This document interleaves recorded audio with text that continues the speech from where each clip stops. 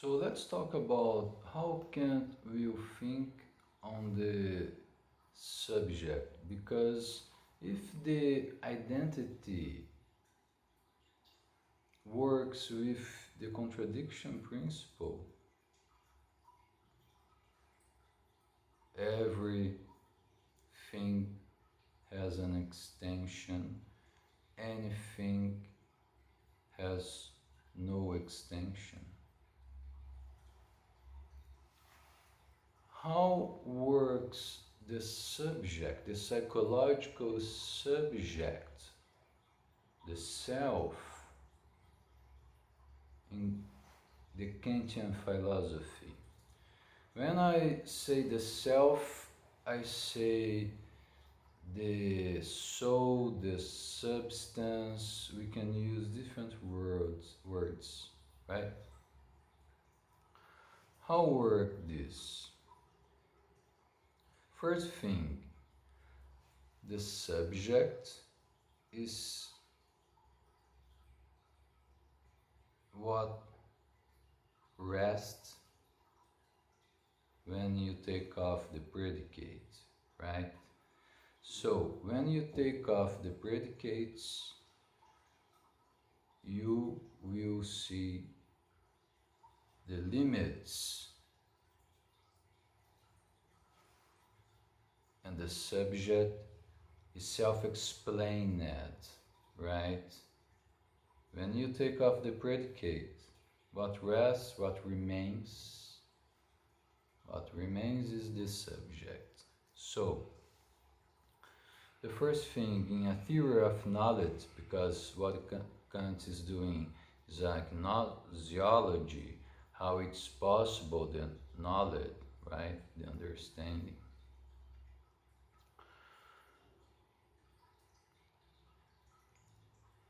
The knowledge is something that works with relations, right? Subject and a lot of predicates. Get out the predicates, what remains is the self.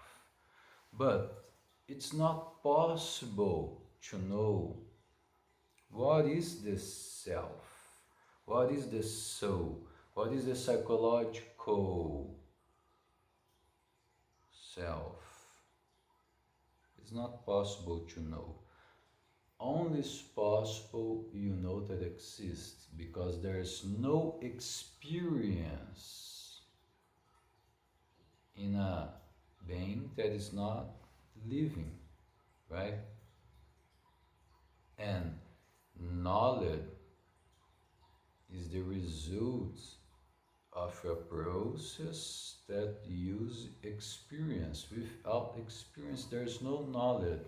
So in an ideal world, in the a priori, before the experience world, we do not have experience, right?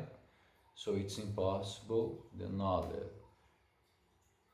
The self is what remains when there is no other predicate. There is no experience to explain the self. And here we come back to the rationalism of Descartes, but in a different way.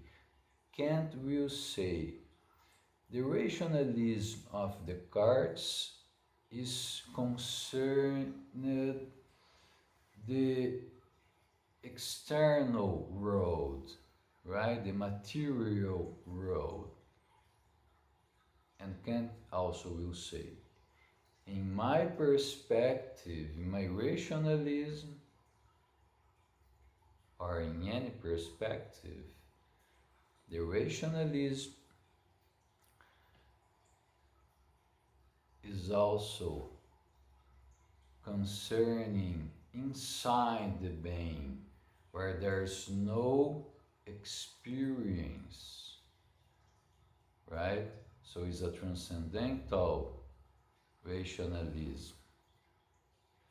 And Kant will do this movement to amplify the jurisdiction of irrationalism in the history of philosophy.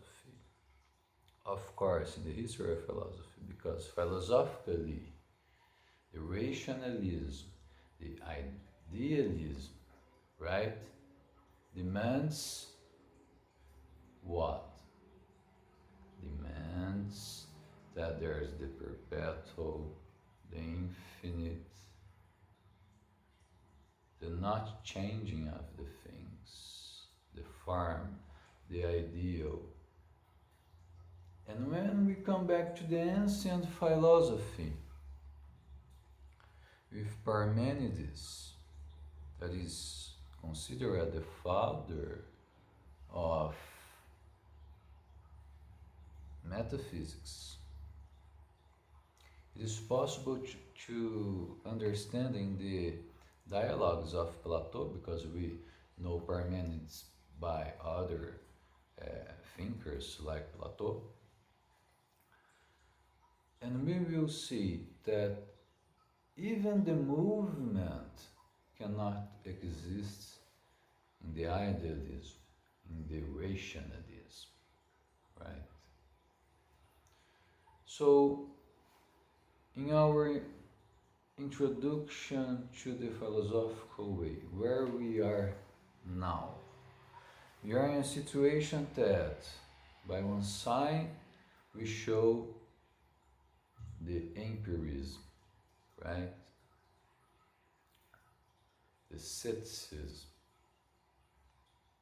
with Bacon, the modernity, with Heraclitus in the ancient philosophy, and in this other side, we were talking about the idealism, Kant,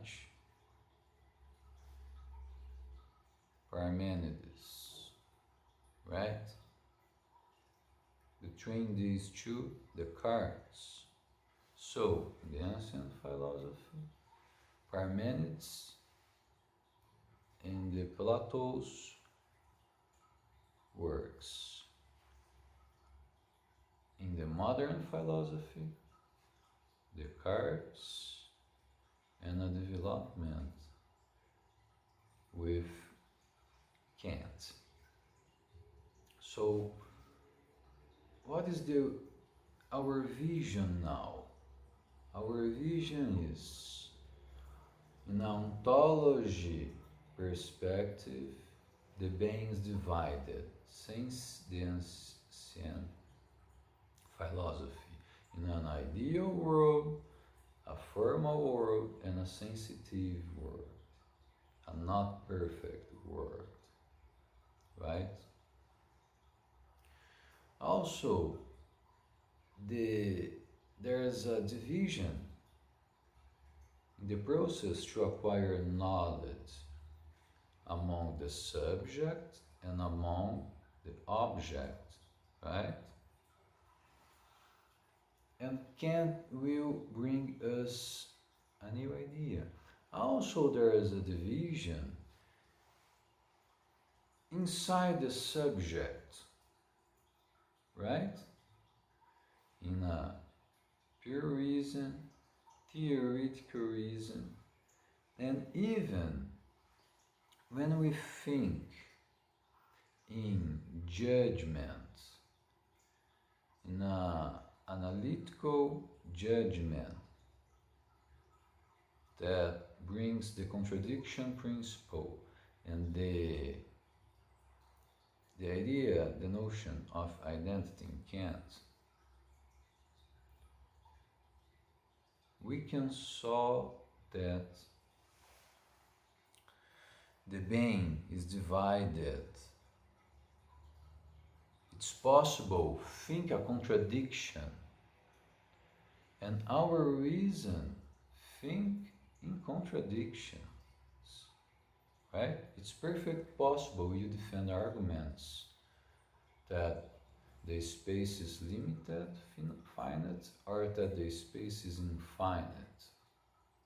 You can think in these both senses, with good arguments, so the brain can think the contradiction. Okay? And this do not necessarily shows that the nature has a contradiction. But it's how everything is divided ontologically, the being and the copies, right? The ancient philosophy. In the modernity, the subject and the object, the subject inside the object, because there's two kinds of reasons, and if you use the ways of one reason to solve problems that only the other reason can solve, will not works. It's everything divided: ontology, gnoseology, epistemology. What will happen now? So let's go from Kant to Hegel. That is the last big philosopher of the rationalism, of the idealism, better saying, in the modern philosophy.